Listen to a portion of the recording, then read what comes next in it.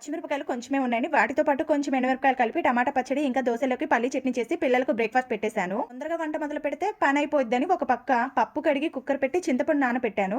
సొరకాయతో కూర చేస్తే మొఖం చిట్లిస్తారని సాంబార్‌లోకి వేశాను. చికెన్‌లోకి తెచ్చుకున్న క్యాప్సికమ్ చూస్తే ఫ్రెష్‌గా ఉంది. చికెన్ రేపు కదా తెచ్చుకునేది అని సంగతి రేపులే అని క్యాప్సికమ్ కర్రీ చేశాను. ఈ రోజు వంటలు 2 వాటాలు చేయాల్సి వచ్చిందండి. ఎందుకో చెప్పండి? మీరేం చెప్తారులే కానీ మమత కోసం కొంచెం పక్కన పెట్టా. ఒక పక్క వంట అయిపోవచ్చింది. ఇంకా ఇటు పక్క షింక్ కూడా నిండడానికి వచ్చింది. ఇంకా అంట్లన్నీ కడిగేసి కొన్ని అప్పడాలు వేయించి మా పిల్లలకి ఫుడ్ పెట్టడమే.